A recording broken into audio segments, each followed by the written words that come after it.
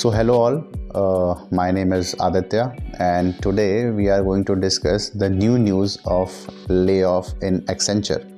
जी हाँ, सो जो आजकल न्यूज़ वायरल हुई है कि एक्सेंचर में 19,000 एम्प्लॉयज़ की फायरिंग और ले ऑफ का प्रोसेस चल रहा है, सो हम उस पर बात करेंगे। ओके, सो इस वीडियो को आप एंड तक देखिए। इसमें कुछ भी कॉपीड नहीं है, कुछ भी एजम्पशन नहीं है, सब कुछ मैंने गूगल से प्रॉपर एनालिसिस करके डेटा को यूज़ किया है। और as I am a data analyst by profession, so I analyse each and every data which I am using in this video.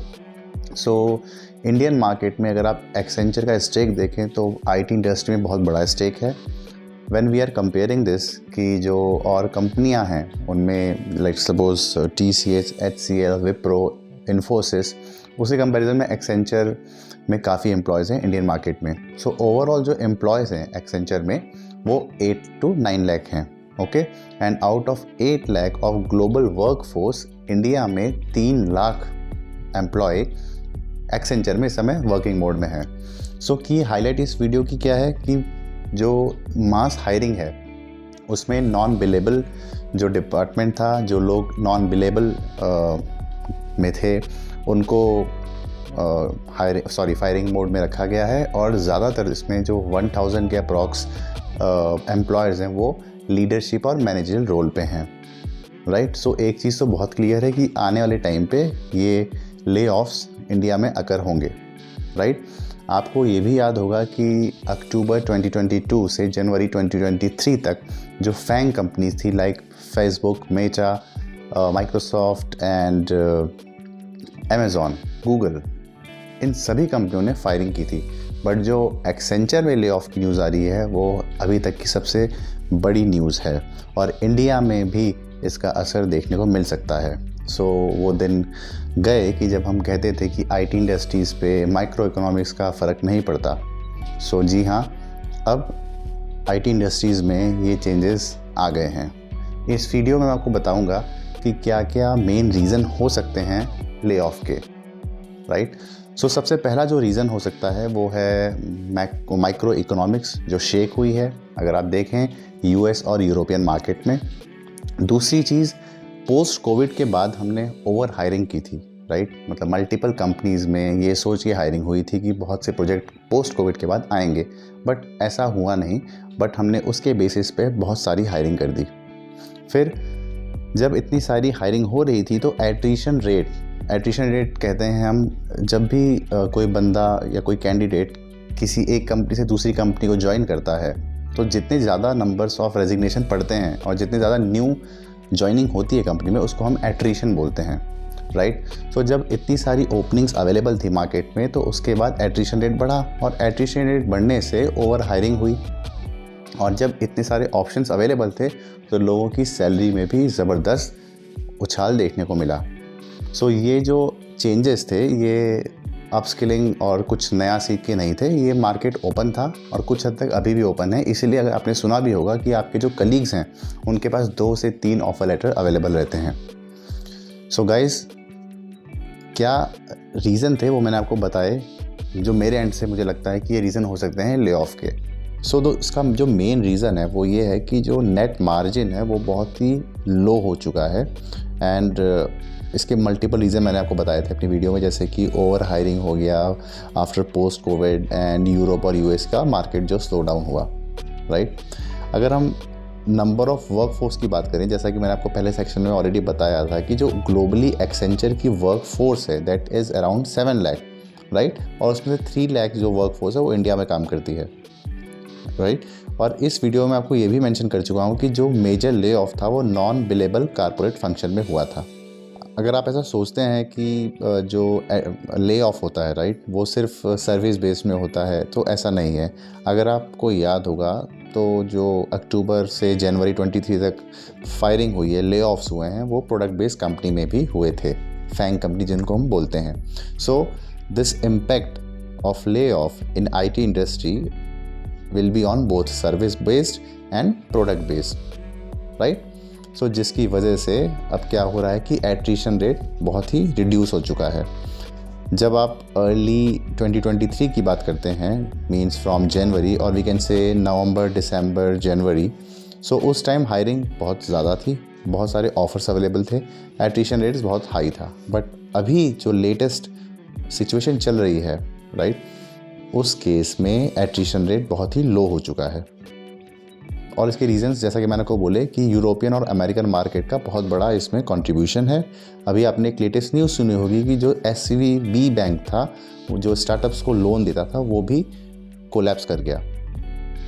सो ये छोटे छोटे जो इंसिडेंट्स हैं ये ग्लोबली होते हैं, बट इसका इम्पैक्ट इंडिया में भी बहुत ईजिली देखने को मिलता है। एक्सेंचर ऑल्सो मैंशन दैट कि जो ये ले ऑफ है, राइट, एक्सेंचर ने ये बहुत ही क्लियर कहा है कि जो ले ऑफ है ये वन गो में नहीं होगा।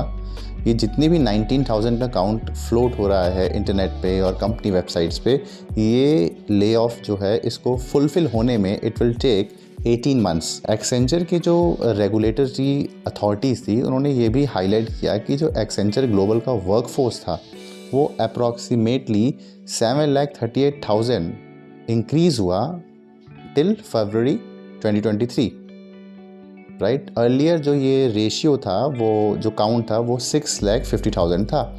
सो क्लियर साफ है कि इट्स वेरी क्लियर कि जो एक्सेंचर ने हायर किया था वो ओवर हायरिंग हुई थी। सो जो ये परसेंटेज है, राइट, जो 19,000 का काउंट है, ये अगर मैं ग्लोबली एक्सेंचर की जो वर्क फोर्स है उसका परसेंटेज देखूँ, so it is equivalent to 2.5%। This 2.5% is a more major value when you are comparing it with the FANG layoffs. Now जो जितने भी प्रोसेस हैं ले ऑफ के या जो हायरिंग हुई थी, ये सब तो आप लोगों ने नोटिस किया होगा। बट एक और जो मेन न्यूज़ है, राइट, जो मेन प्रोसेस चल रहा है कि जो हेड काउंट था across top 4 IT firms like TCS, Wipro, HCL, वो less than 2,000 हो गया है when we are comparing it to the 50,000 to 70,000 a few quarters ago.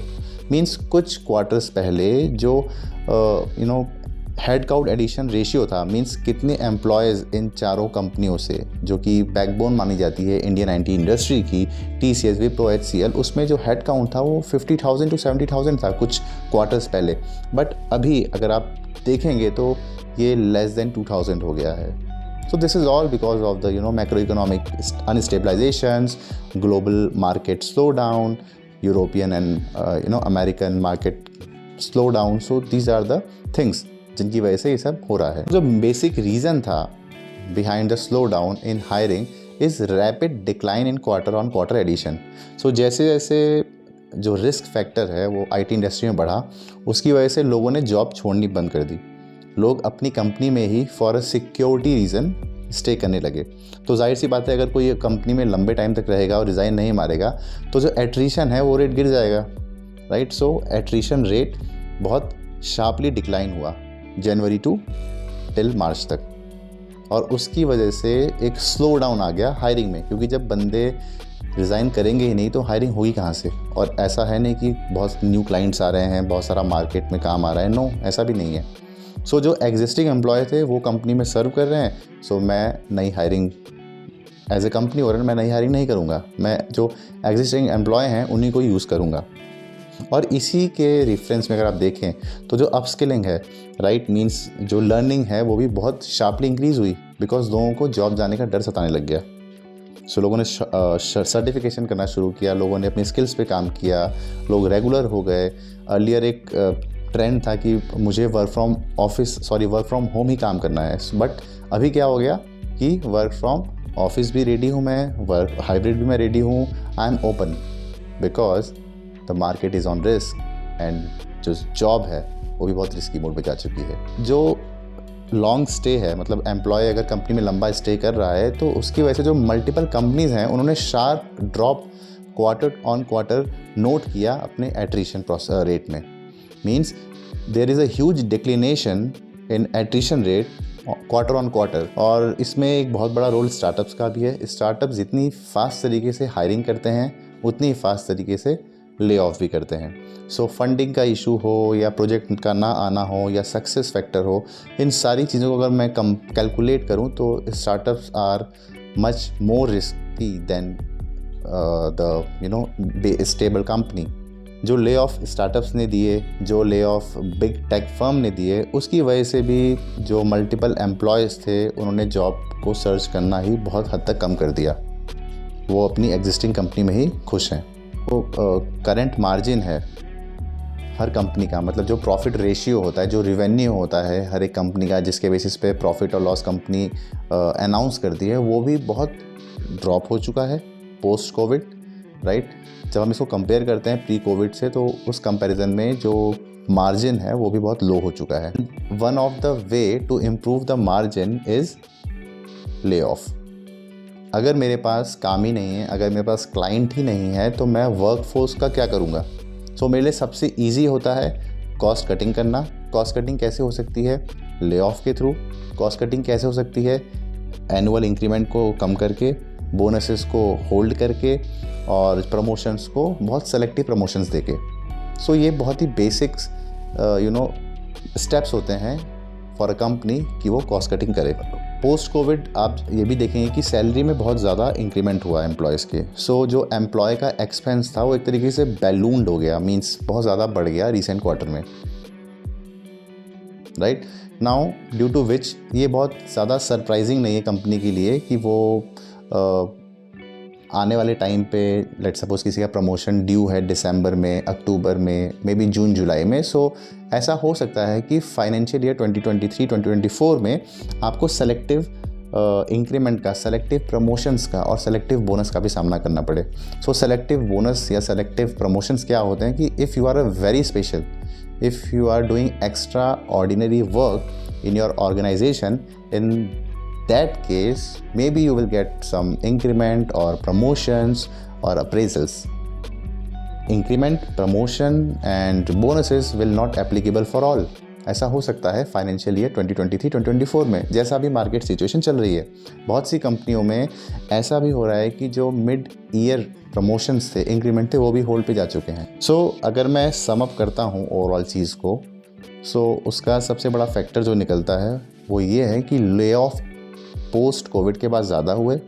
Lay off होने के सबसे ज़्यादा जो रीज़न था, सबसे बड़ा जो रीज़न था वो था ऑटोमेशन, मार्जिन में कमी आना। कंपनी ने प्रॉफिट नहीं कमाया बट उन्होंने ओवर हायरिंग की। ओवर हायरिंग करने की वजह से उनके पास प्रोजेक्ट तो था नहीं, उनको ये उम्मीद थी कि कोविड के बाद ज़्यादा प्रोजेक्ट आएगा, बहुत काम आएगा, बट ऐसा नहीं हुआ। सो ओवर हायरिंग हुई, अच्छे अच्छे पैकेजेस पे लोगों ने हायर किया, मार्केट ओपन था बिकॉज वी शेप इकोनॉमी है इंडिया की, डिक्लाइन भी हुई और अब भी आ गई। उसकी वजह से कंपनी पे एक ओवर बर्डन आ गया और एट्रिशन रेट बहुत हाई था, लोग बहुत फ्रीक्वेंटली रिज़ाइन मार रहे थे।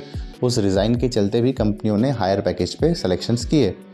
अब क्या हुआ है, एक सैचुरेशन पॉइंट ऐड हो गया है, मतलब एक लिमिट क्रॉस हो गई है पैकेजेस की, हायरिंग की, तो कंपनियों ने भी फ्रीज़ करना स्टार्ट कर दिया है। हायरिंग फ्रीजेस हो चुकी हैं, मार्केट ओपन उतना नहीं है, रिस्क मोड पे जॉब चल रही है, एट्रिशन रेट भी ड्रॉप हो गया है और पैकेजेस भी अब सैचुरेटेड मोड में जा रहे हैं। और यही रीज़न है कि एम्प्लॉय रिज़ाइन नहीं मार रहे हैं, वो खुद सेफ जोन में रहना चाहते हैं। इन सबसे जो सिचुएशंस होती हैं ले ऑफ की या मार्केट क्रंच की, मार्केट क्रैश की, उससे बचने के क्या क्या स्टेप्स हैं।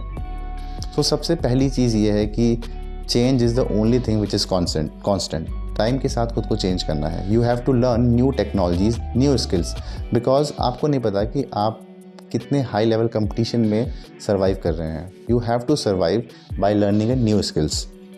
सो it is very important to upskill yourself every month, even if you are a fresher और मिड लेवल और a managerial level employee, doesn't matter. जब कंपनी फायर करने पे आएगी तो आपकी हिस्ट्री नहीं देखी जाएगी, आपका एग्जिस्टिंग वर्थ देखा जाएगी, आप कंपनी के लिए कितने वर्थ हैं। So there is only one way to save yourself, survive yourself, is learn new thing, upskill new thing. So this is the story of recent lay off news of Accenture. इसमें मैंने आपको पूरा बता दिया है, पूरे insights दिए हैं। My video will definitely going to uplift your mind, it will pressurise you कि आप कुछ नया सीखें और जो इस तरह की न्यूज़ हैं ये आपको इम्पेक्ट ना करे, राइट। मोटिव मेरा बहुत सिंपल है कि हर एक एम्प्लॉय जो एग्जिस्टिंग कंपनी में काम कर रहा है वो इंडिपेंडेंट ऑफ ले ऑफ और इंडिपेंडेंट ऑफ प्रेशर काम करे। Market is always available for those who have good skills. So डरने की कोई ज़रूरत नहीं है. Always be positive and at last I am doing much efforts for you. Please subscribe to my channel Success Shala with Aditya. Please hit the bell icon so that you will get a regular updates, and comment if you are satisfied, if you are not satisfied with my videos. Thank you for your time.